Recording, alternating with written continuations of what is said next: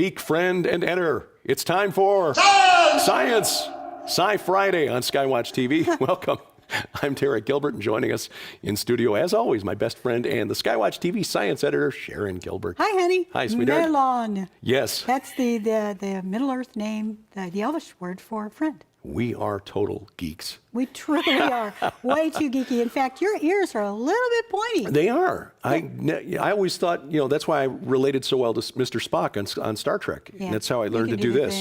Oh, yeah, the Spock brow. Oh, and of course, this has got actually Jewish significance. It does, and Yeah. that's actually Nimoy came up with it. Right. So there's a little backstory to that most of us don't even know. We don't know half the things that are going on in the world. We don't even know half the things we talk about on this I don't program. know who are you again? I don't know who I am. Well, welcome again to SciFriday. You know what? We've got lots of stuff to talk about. We've got the longest list I think we've ever had, and we'll never get through We'll never get through all of it. No. So let's just dive in and see how much we can cover. What's the first thing you want to talk about? Well, I thought there was something, as long as we're starting with this Star Trek reference, there was a new engine that NASA has been talking about here for some months. We mentioned it once or twice on the daily news updates. It's what they're calling the M drive, or the EM drive, which is supposedly a fuel-free engine that Electromagnetic the developers, drive. yes, Is that what they're saying? I believe so. But the idea that this is fuel-free almost makes it sound like a perpetual motion machine. Like one of those Rube Goldberg type things. That no, perpetual motion means that it doesn't require any outside stimulus. This does, because it's using solar energy. Well, it's using solar energy to create the power, and it supposedly, according to the designers who've been working on this, creates thrust by bouncing microwaves around inside of a chamber. And they claim that it could generate enough power to transport a craft to Mars in 10 weeks. And cook a turkey on And the cook a way turkey in less than 20 minutes, which is really incredible. So, but now, many of the scholars have looked at this, and engineers have looked at this, say that this just cannot possibly work because you cannot defy the laws of physics. It supposedly, violates the laws of physics, but there are engineers now and scientists who are going to look at this. It's being peer-reviewed right now. It is going to be which peer-reviewed. may or may not mean it will work. It's just whether or not they believe that it does not violate the laws of physics. Right. And peer review is, someone who was part of the academic community. Yes. When we met, you were working at the IU. I was conducting research. And conducting retool at the School of Optometry for and Indiana they let me University. do it. That's what's amazing. Yeah. You understand that peer review doesn't necessarily mean that something is actually passed some sort of test that validates the science. Precisely. It simply is having people who are trusted in the field look at the paper, make sure, first of all, that you did your due diligence, that the numbers add up, this and that. But it doesn't mean that it will work. Yeah. And there are some horror stories out there, and I don't have the numbers in front of me because I didn't think we'd go here, but showing that even peer-reviewed science, that a fraction, less than half of the experiments that make it into peer-reviewed journals are actually replicable. So I've seen dachshund scientists, though, and their stuff always works. Yeah. Or else. German engineering. Yeah. Well, let's see. We could talk about a bunch of things. Well, you've probably talked about this on your updates already, but just in case you're not aware of it, there is a 3D printed version of the Gate of Baal from Palmyra that is it really is being constructed in London, and then later on this year, it'll be constructed in New York City. Right. What I find interesting about those two cities is that they are connected already. They both have the needle of Cleopatra in them. And this was really interesting. I had not made this connection, but I think this is I'm significant. doing a 19th century thing, so London is on my brain all the time. Yeah, and there have been some claims that have made it into the Christian media that I think are maybe a little bit sensationalist about the Baal Gate? But the Temple of Bel. Yeah, this is from the Temple of Bel, which was built in the 1st century. As we talked about it last week, it was dedicated in the year 32. So just about the time Jesus was going to the cross, this Temple of Bel or Baal or Baal was being dedicated. Yes. And in Jesus' own words, he links Baal to Satan. So we're looking at these gates, replicas of the gates that for the temple that was destroyed by the Islamic State last year, being constructed in London and in New York. Yeah. And as you point out, these needles of Cleopatra. Yeah, Cleopatra's needles, Yeah. They are obelisks. Right. Which, of course, represents the phallus of Osiris. It does, and so you're getting into this idea. If you have a gateway, in many ways, that is the female receptacle. The needle, the obelisk. Sorry, forgot the word. Let me come in again. That represents the male aspect, Right. and so you've got, well, frankly, the Ghostbusters combination. Yes. You've got the keymaster and the gatekeeper. Exactly. and these obelisks were removed from the Egyptian city of Heliopolis, where they were constructed in 1450 BC or thereabouts by the Pharaoh Thutmose III. Yeah. Who was considered the greatest conqueror of all of the Egyptian pharaohs. I mean, Ramses, no, Thutmose.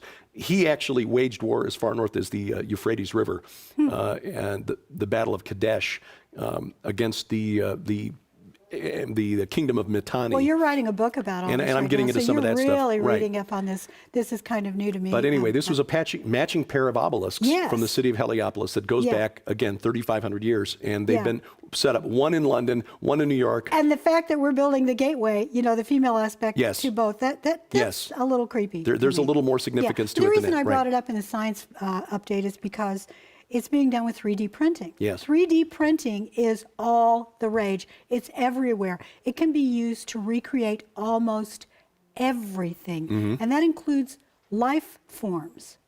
Yeah. All you need to do is have the correct substrate to print with Mm-hmm. and a pattern, and it'll just go to town. Well, They're now printing robots now that once they're done, they walk away.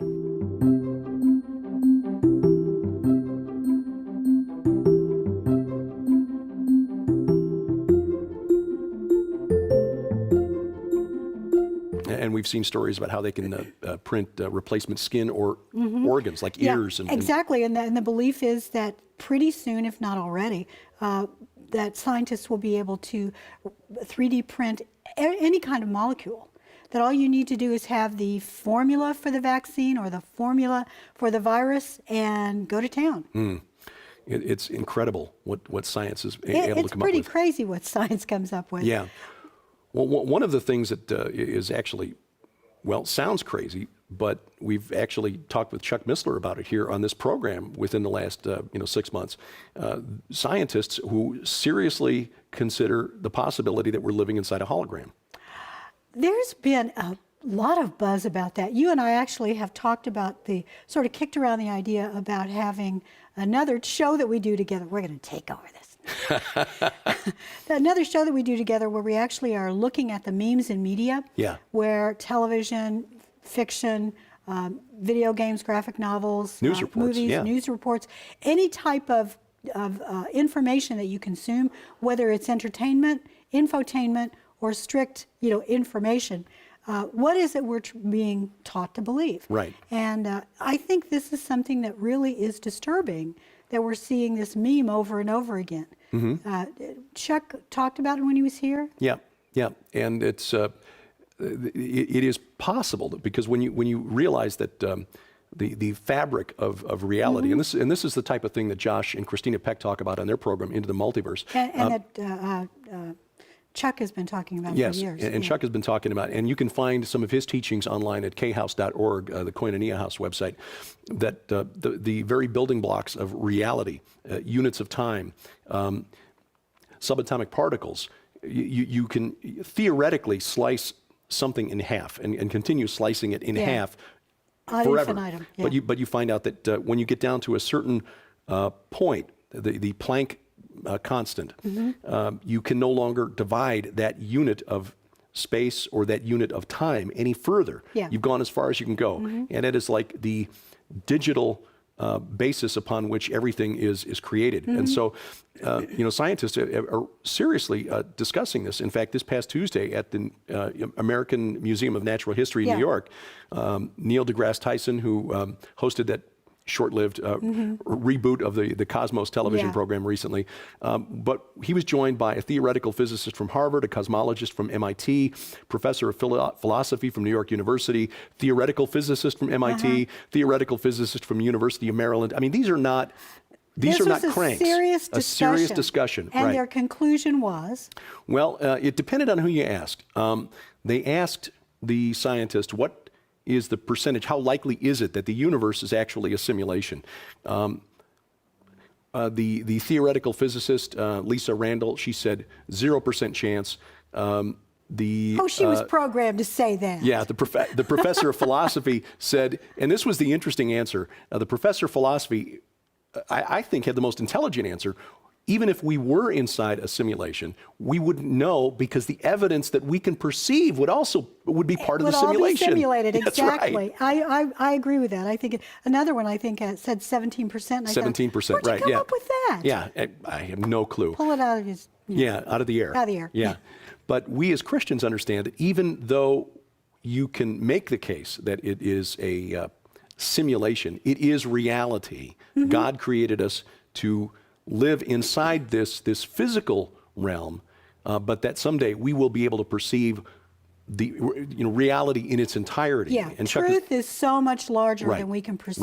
Right. We're living inside a greater reality that we only can perceive in part. Yeah, we're living inside a bubble, you might say. Yeah. Yeah. There's a story that I want to talk about, and it gets back to this idea of studying the brain.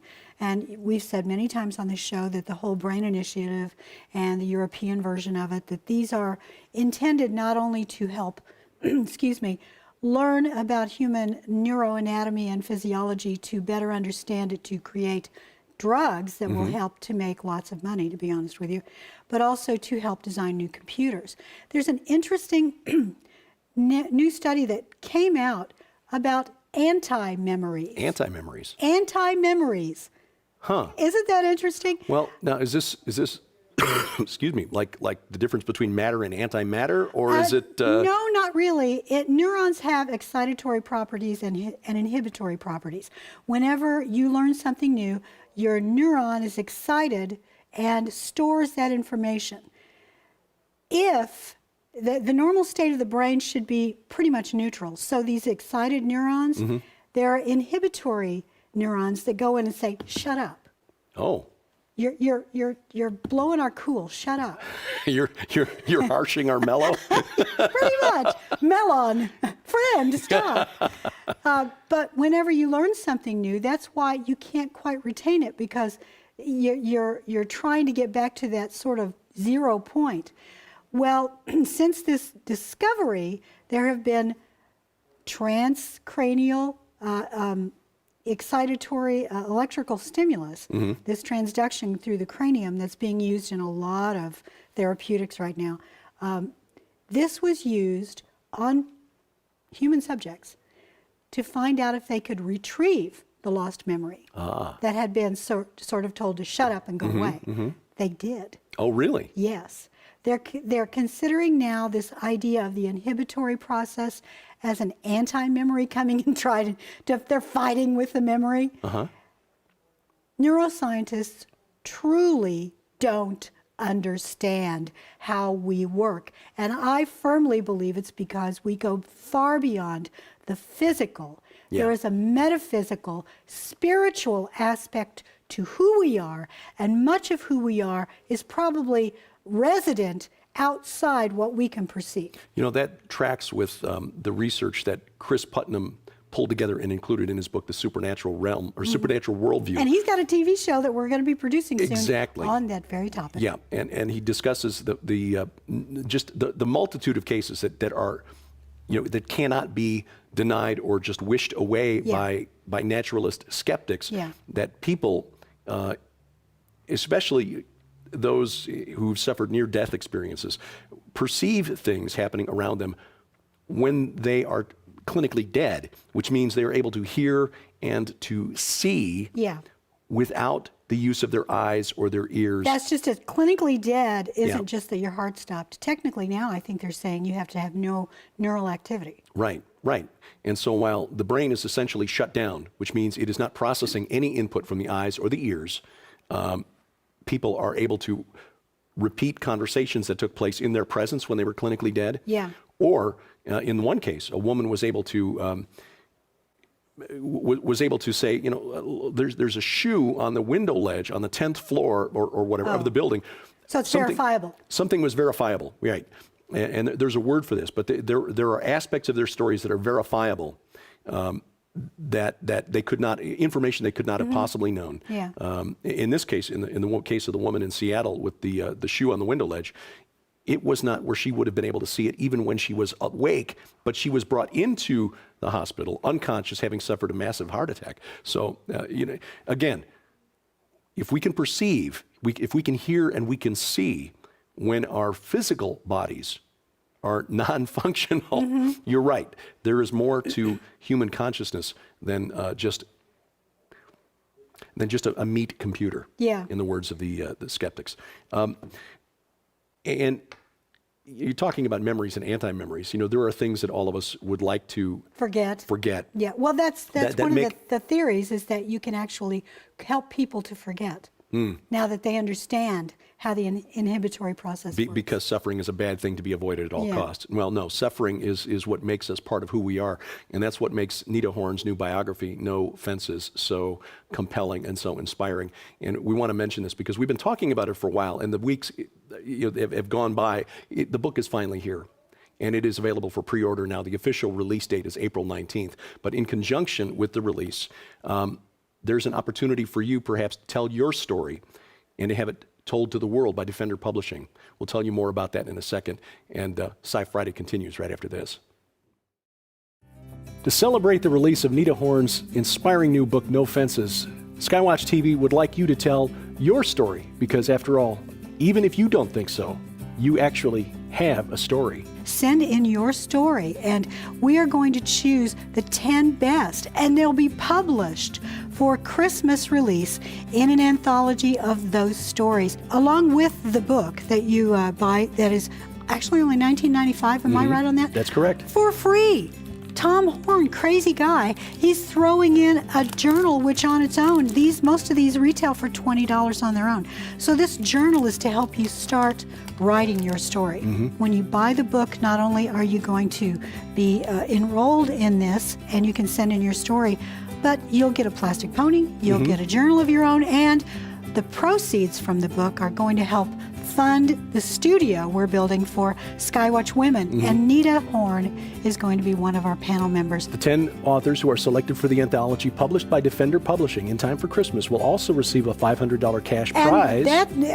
That'll go a long way at Christmas time, won't it? Yes, it will. Even if your story is not one of those selected for the anthology, if you've taken the time to write your story, you've left a legacy for your children and for your grandchildren. Amen to that. For complete instructions and details on this opportunity, please log on to skywatchtv.com/nofences.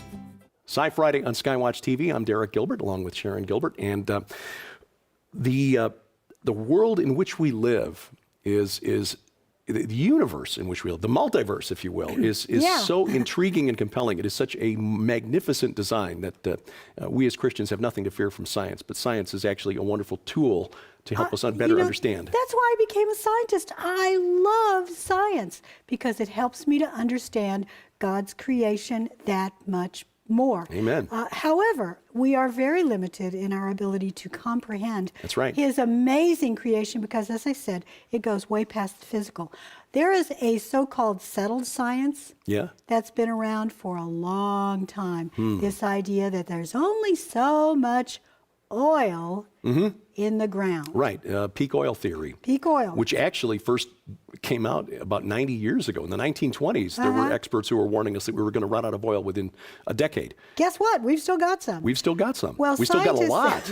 That's why the price of gasoline has dropped so much, because there's oil sitting in tankers offshore that won't come into the land because it would be at a loss. Well, get ready for a crazy story, because scientists have figured out that they can turn algae into oil. Oh. Yep. So perhaps there's an organic origin to hydrocarbons? Well, you'd think so if they can turn algae into oil.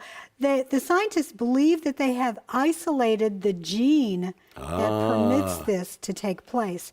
And if they can isolate the whole thing that encodes for an enzyme that allows this to be created out of thin air, essentially, the plan is eventually to take tobacco plants or something else that grows very quickly, because it takes a couple of weeks for an algae cell, at least the algae that this grows in, to reproduce. This is Boterococcus browni is the name of the algae, and it makes these liquid hydrocarbons that will be grown in tobacco plants. They are going to use this technology. It's referred to as genome mining is what they're doing. It allows the closer investigation of interesting enzymes so that these enzymes can later be used for applications in healthcare or in industry. And of course, these artificial hydrocarbons will probably be everywhere. What I find really interesting about this is there's only so much land to grow plants for food. Yeah. And yet so many scientists now want to take plants to grow not only these hydrocarbons, but also to grow pharmaceuticals and vaccines. Right. This is crazy town. Yeah. Yeah. Here in America, of course, we've had an ethanol boom about 10 years ago. Well, it's bust now. Well, it is bust now, yes. The U.S. government was subsidizing the ethanol industry. And we were growing corn, and many, many millions of acres of land were converted over to growing corn, specifically to convert it into ethanol and then add it to our gasoline supply so that we could stretch out our gasoline supply. And we were growing food to burn it inside our cars. Is that nuts? It really is nuts. With so many people in the world starving, we're worried about whether or not we can, start up our engines. Yeah. Well, this is interesting, though, because, again, this algae that is... It's kind of funny the way they put it in the article here. They say that it is, what's the word they used? It's found pretty much everywhere. There's a word that they used here that... Other than omnipresent? Well, yeah, they basically found you can grow it pretty much promiscuous. That was the word. No, it's the enzyme is promiscuous. Ubiquitous means it's found everywhere. Promiscuous means it works with more than one molecule. So. So it will produce several different types of hydrocarbon products, including, again, biofuels. But again, I think the implication of this, though, is intriguing. A couple of years ago, I had the opportunity to interview Dr. Jerome Corsi, who is a staff writer for WND, WorldNet Daily. He's written a number of really intriguing books, one on the Kennedy assassination. He wrote about the North American Union back when it was not nice to say so, because, conservatives weren't supposed to believe that the Bush administration was trying to, make us part of a North American, the globalist agenda. But he wrote a book called The Great Oil Conspiracy a few years ago, arguing that oil was the product of an abiotic process, a natural process deep within the earth, which is why wells that were thought to be tapped out decades ago are producing again. So here we've got scientists who are showing one process by which this could happen naturally. And so maybe Dr. Corsi wasn't crazy after all. Well, another disturbing part of this is that I've never thought Jerry Corsi is crazy. No. He's amazing. But another disturbing part of this is that this takes place in fresh water. This algae lives in fresh water. Right. If indeed science figures out a way to speed up the process or to find another algae that can survive and produce the same thing, it runs a risk of possibly poisoning freshwater sources. Now, I don't know if that would happen, but imagine growing oil in your field. Yeah, not what you want. No. Now, I know that's being extreme, and imagine I would do that. But it concerns me that scientists are willing to completely move away from the natural products that, tobacco should be just a plant. It shouldn't be a small factory. And yet it's being turned into a small factory. So, kind of crazy. Let's see, what else do we have here? Radioactive time for one more. One more? Oh, yeah. Oh, well, then we have to go to Borzilla. Yes. This is... I'm so sorry we've run out of time, but at least we could get to Borzilla. The Fukushima reactor has left essentially a wasteland around it. the small towns around Fukushima Yeah. have been abandoned, and no one can live there. The radiation levels are still very high, but apparently a species of wild boar is going nuts. It has no problem reproducing, Yeah. even in that radioactive environment. Boy, scientists are saying that they are, well, they're breeding like rabbits. They are taking over. They've increased by 330%. Huh. That is, well, you know, in a way, it's we can see the humor in it, but at the same time, we understand that this is not really a laughing matter. Not at all. It's a real wilding that's taking place Yeah. because of the abandonment. And if ever people, and Japan's a very small area, Mm-hmm. so if they want to actually recoup this area and take it back, they're going to and they sent hunters in Yeah. to try to take out the boar. And honestly, it's not the boar's fault. No, They're just doing what they, were designed to do. filling an ecological niche. Yeah, Yeah. the population's increased by 3 times in the 4 years since the disaster. But yeah, they've said it's caused almost $15 million worth of damage to crops in the area. Yeah, it's terrible. SciFriday, we're on Facebook. Make sure you check out our Facebook page. You'll find the link here on the bottom of the screen. I'm not going to try to repeat it because it's long. And you can send us email. Yes. SciFriday@SkyWatchTV.com. Have a blessed weekend. We'll be back next week. Next week's program on SkyWatch TV, the full program, Gary Haven, writer-producer of the new film Amerigeddon. He is so cool. I really enjoyed having him here. He's got to come back. Yeah, an important message too. So have a blessed weekend, and until next time, thank you for watching as we keep watch. For Sharon Gilbert, I'm Derek Gilbert, and this is SkyWatch TV. Most American families are just 72 hours away from disaster. Here at SkyWatch TV, we hope we can help avoid that. I have been given permission to tell about this massive deal. There's one packet where you get one of each of these, breakfast and entree buckets, and again, 25 years shelf life. With that, you will get 15 of these Wise Fire packets. You'll get one of this water bottle. It will filter 99.9% of the impurities out of your water. Also, you will get for free this awesome auto kit. Now, there's another package. There are 2 more packages. The second package, you get 3 of each bucket. You pay for those, and you get the auto kit free, you get the Wise Fire free, and you get 2 of these bottles.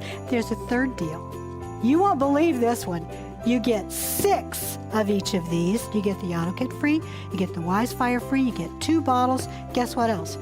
You get the Mac Daddy Ooh, 50-gallon water storage container. If the electric grid goes down, one of these is going to come very handy. 3 packages for preparedness. One that feeds a family of 6 for a month. One that feeds a family of 6 for 3 months.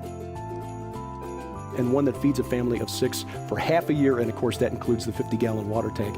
You'll find all of those deals online, the Wise Food Preparedness Specials at SkyWatchTVstore.com.